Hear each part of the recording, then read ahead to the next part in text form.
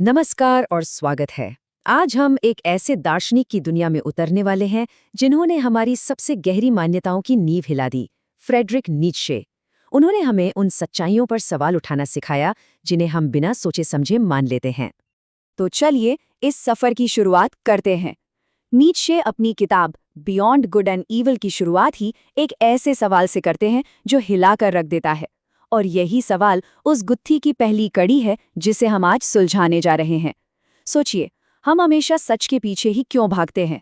क्या हो अगर झूठ या अनिश्चितता या यहाँ तक कि अज्ञानता में ज्यादा कीमत छुपी हो? ये सिर्फ एक किताबी सवाल नहीं है, ये तो हमारे जीने के पूरे ढंग पर ही एक सवाल या निशान लगा देता है।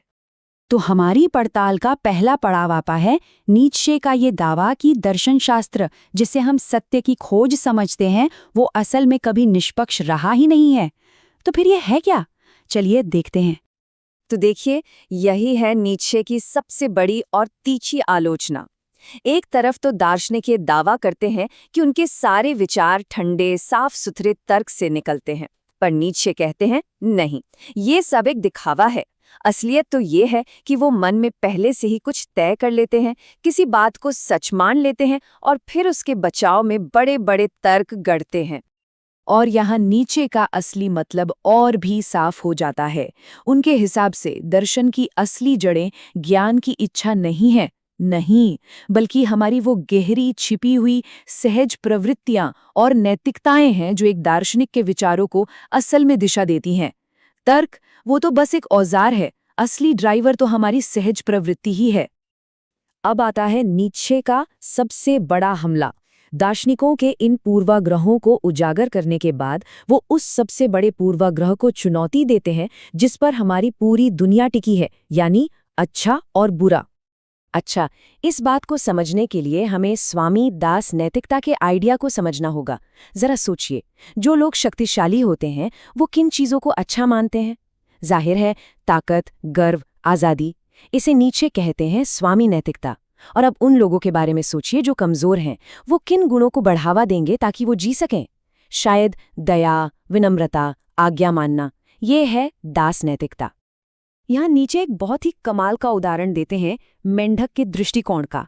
वो कहते हैं कि जिसे हम बुरा कहते हैं वो शायद सिर्फ एक अलग नजरिया है, एक ऐसा नजरिया जो नीचे से ऊपर की तरफ देख रहा है। ये कोई अटल सच्चाई नहीं है। और इसका मतलब बहुत गहरा है। इसका मतलब ये हुआ कि हमारी जो पारंपरिक नैतिकता है, अच्छा और बुरा, वो कोई आसमानी कानून नहीं है। ये तो इंसानों का बनाया हुआ एक सिस्टम है जो अक्सर डर और कमजोरी से पैदा होता है। ये सिर्फ एक नजरिया है, एक लौता सच नहीं। तो सवाल उठता है कि अगर सच और नैतिकता हमारे गाइड नहीं है तो फिर क्या है? यहीं पर नीत्शे अपनी सबसे मशहूर और सबसे जरूरी अवधारणा पेश करते हैं, शक्ति की इच्छा या द विल टू पावर। उनके मुताबिक यही जीवन की असली ड्राइविंग फोर्स है। शक्ति की इच्छा का मतलब सिर्फ दूसरों पर काबू पाना नहीं है। नहीं, ये असल में खुद को बेहतर बनाने, अपनी महत्वाकांक्षा को पूरा करने और अपनी पूरी क्षमता तक पहुंचने की एक गहरी अंदरूनी इच्छा है। ये हर जिंदा चीज के अंदर बढ़ने और खुद को जाहिर करने की एक आग है। देखिए, नीत्शे इस आम धारणा को चुनौती देते हैं कि हमारा सबसे बड़ा मकसद सिर्फ जिंदा रहना है। वो कहते हैं कि जिंदगी सिर्फ सांस लेने से कहीं ज्यादा है। ये अपनी ताकत का इस्तेमाल करने, बढ़ने और फलने फूलने के बारे में है। जिंदा रहना तो इस बड़ी इच्छा का बस एक नतीजा है। और अब हम अपनी इस यात्रा के आखिरी पड़ाव पर हैं। पुराने सच पर सवाल उठाकर और जिंदगी की असली इच्छा को समझकर नीत्शे अब एक बिल्कुल नए तरह के दर्शन के लिए दरवाजा खोलते हैं। तो ये स्लाइड हमारी पूरी दार्शनिक यात्रा का एक निचोड़ है। नीत्शे हमें पुराने विचारों से आज़ादी की तरफ ले जाते हैं। पहले सच पर शक करो, फिर अच्छाई बुराई को एक नजरिए की तरह देखो, फिर जिंदगी की असली ताकत यानी शक्ति की इच्छा को पहचानो और आखिर में अपने मूल्य खुद बनाओ। तो आखिरकार नीत्शे की सारी तोड़ फोड़ का मकसद क्या था? मकसद था इंसानियत को ताकत देना। वो चाहते थे कि हम पुराने ढांचों पर टिके रहने के बजाय अपने भविष्य और अपने मूल्य खुद तय करें। ये एक निडर, रचनात्मक और आज़ाद जिंदगी जीने का बुलावा है। तो अंत में नीचे का दर्शन हमें एक बहुत बड़ी जिम्मेदारी और चुनौती के साथ छोड़ जाता है।